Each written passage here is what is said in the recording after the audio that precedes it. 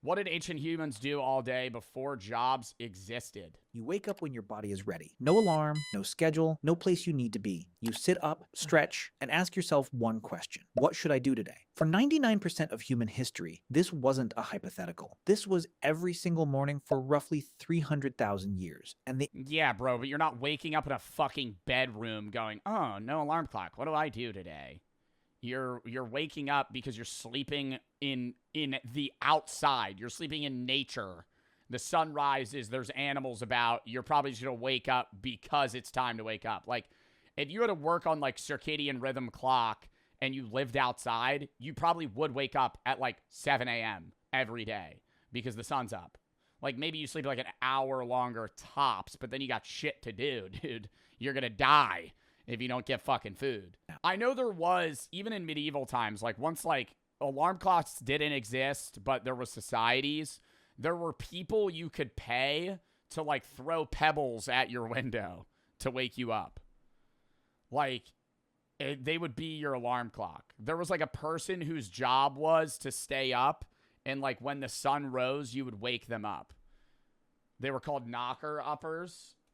Is that actually what they were called? Yeah, it was a job. Knocker uppers were human alarm clocks, and they worked in Britain and Ireland during the Industrial Revolution. They were paid a few pence a week per person to wake up factory and mill laborers. Alarm clocks were expensive and unreliable. These people had long poles and pea shooters to like bang on windows, and they would wake your ass up. I love learning about jobs like that like used to exist, but now they're just like, you know, in the future, irrelevant. So why would you ever have somebody do that? now, modern humans spend about 90,000 hours of their lives working. That's roughly 1/3 of your waking existence dedicated to a job. But for the overwhelming majority of human history, jobs didn't exist. There was no employment, no wages, no boss, no career ladder to climb. So what did people actually do all day? Let's start with what we know for certain. In Fucking hunt, walk around. If I was a kid, I feel like most of it was like cultivating food, right?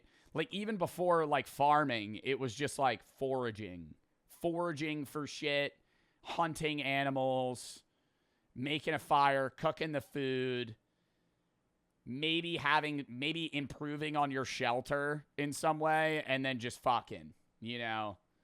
Infant mortality was through the roof. They had to constantly be having kids. 1963, archaeologist Richard Lee conducted a study that would change how we understand prehistoric life. He tracked the daily activities of the Dobeju. When does gooning come in? I don't think they were ever gooning. I think they were just constantly having sex.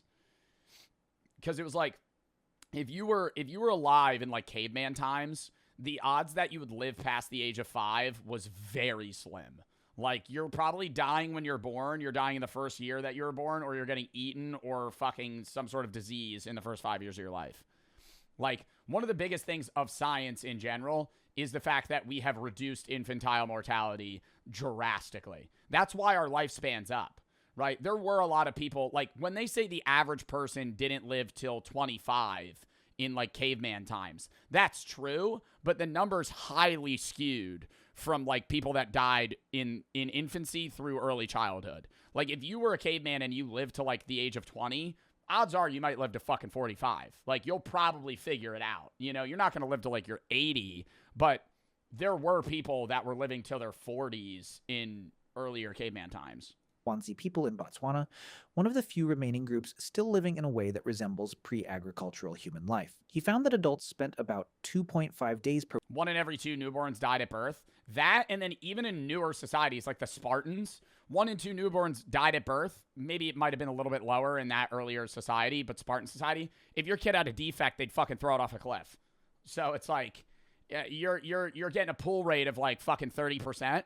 Like 30% of kids are actually making it into the adult world. Not even the adult world. 30% are getting cared for because the other 70% died or they threw it off a cliff. And then of that 30%, only like what? 80% of them live to, you know, a certain age. And then now they die when they're 20 because they have to enroll in the military and all this stuff. It was like brutal, man. Like you always got to think, bro, Alexander the Great did all that shit before he was like 22. And then he died. Like, when you think of, like, people like that, like, Alexander the Great, he died when he was 32. Like, most of the shit he accomplished, he was, like, 20. We've all seen 300, mate, ... lol. Okay, Benny boy. We've all seen 300, the movie. They don't show them chucking babies off cliffs and the fact that to prove yourself in the Spartan army, you had to go kill slaves. They romanticize the Spartan army. The Spartans were brutal people. It wasn't allowed to kill, like, you weren't allowed to do it, but it was still an initiation ritual where you had to go fucking murder some guy. Like, there was crazy shit they did in Spartan societies that they didn't show in the fucking movies. It's just this war group of people where it's like, 300 men that are trained to go kill wolves and they have to prove themselves in the wilderness. It's like, yeah, it was more than that. Anthropologists look. The Hadza in Tanzania, the Ache in Paraguay, the Martu in Australia. Completely different environments, different continents. Same result, about 15 to 20 hours per week spent on survival activities. For context, you probably work twice that. Now, some of you are thinking, but those are modern people. How do we know ancient humans lived the same way? Fair question, and the answer comes from bones. When archaeologists compare skeletons of ancient humans to early agricultural populations, the difference is dramatic. Farmers were shorter. Their bones show signs of nutritional deficiency. Their teeth were riddled with cavities from grain-heavy diets. They had arthritis in their spines from repetitive labor, and they died younger. Ancient human skeletons, taller, stronger, healthier teeth, less joint damage. Their bones tell a clear story. They were doing less repetitive physical labor, not more. But the most fascinating evidence comes from something archaeologists found that shouldn't exist if survival was a constant struggle: art. In 1994, explorers discovered Chauvet Cave in southern France. Yeah, it was clear they had free time. Like, they had time to kill. Cave art, even Neanderthals, non-Homo sapiens did cave art. Like, other versions of humans did cave art. Like, they were efficient enough to do shit. And I always think about that, too. Like, imagine being alive in a time where other versions of people existed. Like, not just, like, Homo habilis or, like, Neanderthals. Like, what was that one group of people that lived on, like, island countries and they were 3 feet tall? No, it wasn't Homo erectus. Oh, my God. Not Homo habilis. I think it's Homo florensis. Floresiensis. Homo floresiensis. It was like a cave. I can't show this. They're naked. It was a type of people that lived in Indonesia. And this is before Homo sapiens. And they were like averagely 3 feet tall. Like full grown. It wasn't like they were like little people or something. Like they were like averagely 3 feet tall. This is like the skull structure of them. You could look it up. All the images, they're butt naked. But they were like really tiny. And they lived and like flourished for like thousands of years. Like none of them are alive anymore, but they were alive 50K years ago. And then they went extinct. We're all part. If you are from non-African descent, the average, like, European individual, like a Caucasian male, is, like, 1 to 2% Neanderthal. Because they crossbreeded. And then we killed them. Created roughly or outcompeted them. 30,000 years ago. Horses. Sucks there's different types of humans. Well, I think it would ground people more if there were different types of humans. I think we hold ourselves at this higher echelon because it's like, oh, we're not animals, we're people.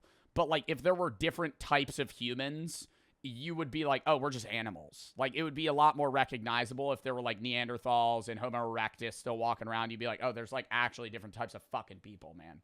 Rendered with perspective, shading, and movement. These weren't crude stick figures. This was sophisticated art that required skill, planning, and most importantly, time. Someone spent hours, maybe days, deep inside a cave by firelight, painting animals on a wall. Not for survival, not for food, for beauty, for meaning, for something to do. In Blombo's cave in South Africa. Well, and then even games. Like, what, like, you could look up, like, I actually always look into this shit. Like, what's the earliest board game? What's the oldest game played? Like, what's the oldest game? Senet, an ancient Egyptian race game from the year 3100 BC. Bakuman from 3000 BC. So these are games for like 5,000 years ago. And then even then, there were probably just like stupid shit cavemen did. Like, who could hit this tree with a rock? Archaeologists found 100,000-year-old Soggy Biscuit. Yeah, Soggy Biscuit. A classic. An instant classic. 100,000-year-old perforated shell beads, tiny holes drilled through seashells, clearly meant to be strung together as jewelry. The nearest coastline was 20 kilometers away. Someone walked 40 kilometers round trip just to collect shells, then spent hours carefully drilling holes with stone tools, just to look good. In 2008, Yeah, but I wonder how they had that. I feel like they had to be collecting and doing stuff in that time frame too, because like he's saying 15 to 20 hours a week was spent foraging and hunting. And yeah, I will say you want to be more sedentary because then you're burning more calories. Like there's no point. I'm forgetting that there's no food storage. So if you have food for the week, like say you have raw meat and you've cooked it, or you've like even maybe put it in salt, like earlier on, like humans figured that shit out. Like that's not lasting super long. Like if you have food, okay, I'm good for 3 days, and then I got to go get more food. There's no point in getting food now because I have it right now. And if I get more food, it'll rot. So it's like if you kill a deer, now you just do nothing for 3 days because you and your tribe are fine. Like you're just chilling. So it's like, all right, let's kill time. Let's go fuck around. And then we got to go find food again. researchers found a 40,000-year-old flute carved from a vulture bone in Germany. 5 finger holes, perfectly spaced.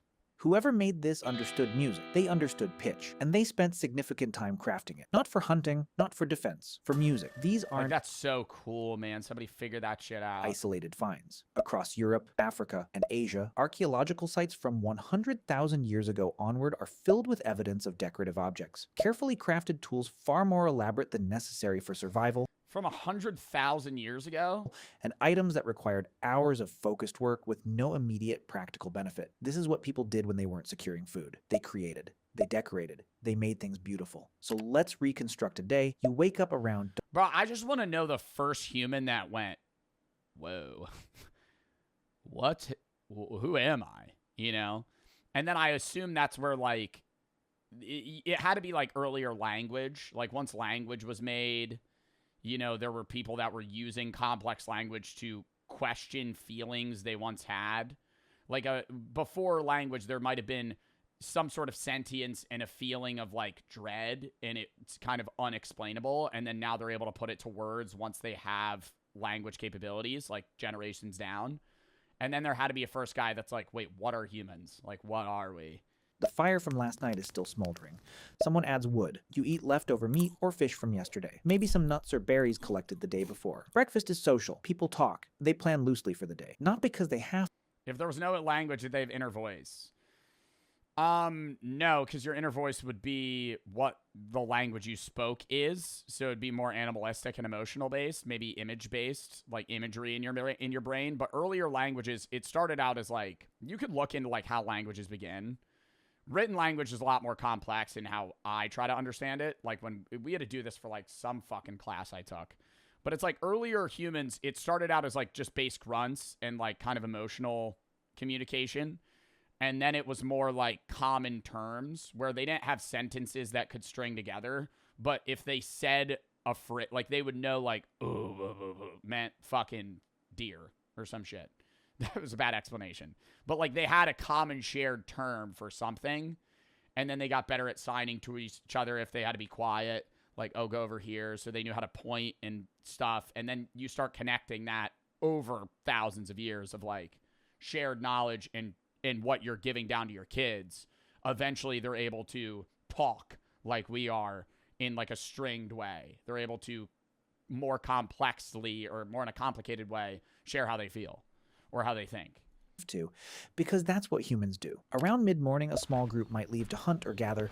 Because like you get what I'm saying very rapidly, but if you break down every word of every sentence that I'm saying, it's like it's correlated with some sort of meaning. Right? You just get it because you've spoken English for your whole life or most of your life, or like you understand English fluently. But like, if you're able to break down every term, it's like, oh, it's its own unique thing, obviously, with its own definition. This is a no shit moment. Somebody in chat say, no shit, Joe Bart, you're a dumbass, you're LARPing. What was I saying? Like that, it's just that over thousands of years just slowly combined. Boom, boom, boom, boom, boom. We need a word for this. Let's name it, blah, blah, blah. Like, yeah, no shit. I never understand how they put, like, an alphabet to something. Like, or earlier, like, Egyptian language makes more sense to me. Like, the idea of having symbols that correlate with image in your mind. You know, having like a Latin root, yeah, or like a fucking vowel. Like a vowel was the biggest thing in written language. Is like A-E-I-O-U, being able to like connect phrases in that way, because it's like what we're saying makes sense, but when you read a language, it's so verbally different. That's how you have people that are illiterate. It's because you can understand a language verbally, but like writing it down, it's too, you know English as a language in two different ways. You know Spanish as a language in two different ways. Like you could learn Japanese and never be able to read it. Because it's like you actually know two different modes of communication. Here's the key. You don't go every day. If the hunt was successful 2 days ago and food is stored, you might not leave camp at all. You might spend the morning working on tools, sharpening a spear, weaving a basket, scraping an animal hide to make it soft and usable. This isn't... And that's why it's like, it's always based off of something. It's usually based off of vocal, like written language is based off vocal language. But for somebody that's like deaf that learns ASL is its own unique language that isn't correlated to spoken English. It's like its own fucking thing. They still understand both, but like somebody that is deaf reads, say, written English and also is able to communicate with American Sign Language. Work in the modern sense. There's no clock, no supervisor. You do it because competence matters, because being skilled earns respect, because making things well is part of being human. If hunting happens, it's not the frantic chase you see in movies. Humans are persistence hunters. We track animals at a steady jog for hours until they overheat and collapse. We're the only species that can do this effectively because we can sweat and regulate our body temperature while running. Most animals can't. So we outlast them. The hunt might take 3 to 6 hours, including travel. Then the animal is carried back. Or even when they had the hunt for exhaustion, yeah, might take that long. But even if you have an instance where they have bow and arrows and they shoot one, they might shoot a moose. Like if you're an earlier human, you shoot a fucking big ass animal. You hit a kill shot, but now you just kind of have to follow the moose around for fucking 9 hours till it collapses. Because you can't rush at it because it'll kill you. But you just have to wait from afar for it to fucking die and bleed out. And by early afternoon, the productive part of the day is essentially over. What happens next is what modern people find hardest to understand. Nothing and everything. People rest. They sit in the shade and talk. They play with children. They groom each other, picking through hair, reinforcing bonds. They make... If you're an earlier human, your chill time is the equivalent of being just like a more evolved ape creature. Jewelry from shells or beads or animal teeth. They carve designs into bones or stones. They nap. Anthropologist James Sussman documented that among the Zhuangzi, adults spend roughly 6 hours per day in what he called social time. Not working, not sleeping, just being with other people, talking, laughing, telling jokes, because in a world without money or police or written contracts, your survival depends entirely on your relationships. If people don't like you... Yeah, but like when was there a fully spoken language where people were communicating in that way? What was the earliest spoken language? Well, I don't want to say an official language. It's impossible to know the first language ever spoken, true. Spoken languages leave no physical artifacts. Linguists estimate human speech emerged between 50,000 and 150,000 years ago, long before the invention of writing. Yeah, because written, that's where you're going to know is through written shit. Like Sumerians dating roughly back to 3400 BC, widely considered the oldest known written language. But even then, so say like 50,000 years ago, they had a definitive language they spoke to each other. Yeah, they just fucking chopped it up, just fucked around. But, like, what stories is there to do, you know? Because, like, when you hang out with your friends, you guys live different lives. You meet up. You have stories to share, things to talk about. If you're in a hunter-gatherer society with 8 people that you live with on a daily basis and you are around them all day, every day, like, what is there to talk about? You're not giving each other hypotheticals. You're not having fun, like, ooh, what ifs? What do you think about this? Oh, pop culture stuff. It's all just about, like, chilling and fucking, oh, food. Maybe that's where, like, earlier religions and, like, beliefs took place because they would talk about that. Like, what do you think? Like, philosophical shit, but, like, more surface level. But I feel like it'd be, like, very shallow conversations, yeah. They don't have to share food when you're hungry. So you invest enormous amounts of time in those bonds. Not because it's productive, because... They took shrooms and got geeked? I mean, we watched a video about that. Yeah, earlier ancient humans did get fucked up all the time. Because it's how humans stay human. Then the sun sets, and this is when something remarkable happens. In 2014, anthropologist Polly Wiesner analyzed hundreds of hours of conversation recordings from the Zhuangzi. During the day, conversations were practical. Who saw animal tracks where? which plants were ready for harvest, complaints about someone not sharing fairly. But at night around the fire, 81% of conversations shifted to stories. Myths about how the world began, tales of ancestors who did impossible things, jokes that made everyone laugh, adventures from far away. Weisner argued that this is where human culture was actually born. Gods, spirits, the past, the future. Things you can only think about when your stomach is full and you're safe. And people didn't go to sleep and stay asleep the way you do now. Historical records from medieval... I mean, yeah, even earlier, like, more, like, philosophers in the thinkers sense were all just rich people, bro. Like Plato and all those guys, like, it was very rare you'd have a philosopher in, like, early Greek times not be just filthy rich. Because if you weren't rich, you were working, and you didn't have time to fucking sit on your ass and think about life for, like, endless amounts of time. So it's, yeah, during free time is when people have those thoughts. Europe and sleep studies from the 1990s confirmed that before artificial light, humans slept in 2 phases. First, sleep for about 4 hours, then a wakeful period of 1 to 2 hours in complete darkness, then second sleep for another 4 hours. So here's what... I feel like that's how I live regularly. I feel like that is kind of just how I wake up at, like, fall asleep, wake up 4 hours later, can't fall asleep for another hour, pass out. a full day looked like. And the whole time I'm sitting there, I'm like, damn, I could just, like, start my day. But then I'm like, oh, I'm just going to crash 5 hours from now. About 4 to 6 hours securing food or making tools. About 6 hours in social interaction, storytelling, grooming, playing. About 8 hours sleeping in 2 separate phases, and the rest, resting, sitting, watching clouds, doing nothing in particular. Oh my god, having a fucking posted up Minecraft spawn. Holy shit. Living in just like a dope-ass field on a beach, in a cave, in a mountain with a view. Existing without needing to justify your existence through productivity. Then, about 10,000 years ago, something changed. Humans in the Fertile Crescent began planting seeds and domesticating animals. Agriculture. And agriculture is a trap. Once you start farming, you can feed more people. More people means you need more food. More food means more farming. Within a few generations, populations exploded and there was no going back. Because now there were too many mouths to survive by hunting and gathering. You were locked in. And farming required far more labor. Plowing, planting, weeding, harvesting, storing, defending crops from animals and raiders. The skeleton... But that's the only reason any of us are alive. Like, if we didn't have agriculture and mass population growth, none of us would exist because your parents would have never met and your parents' parents would have never met. Like, there would be people and humans still on Earth, but they would all be very localized populations of hunter-gatherers that stayed in that circle for thousands of years. Like, if you have two parents, like, maybe your parents were in the same area, but, like, your grandparents might be from 2 different countries. Like, and then their grandparents are from a different area. Like, you would have never had people intermingle like, culture-wise or race. Like, if you're mixed, like, especially that.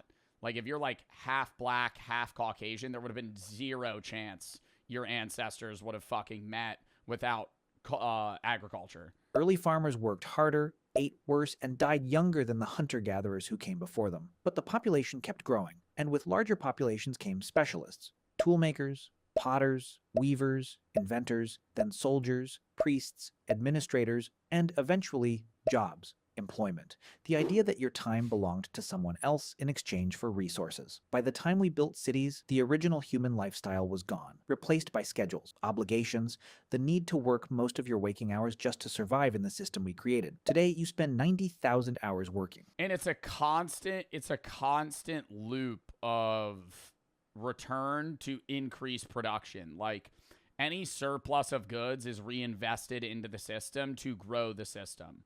Like, we're constantly serving the future rather than the present. Anything that you do that's like, oh, this is more efficient, now we could do this. No, let's, like, we watched a video about that with factories. Like, if you're able to, like, more effectively produce energy, instead of just making energy cheaper, you just make more shit that needs energy.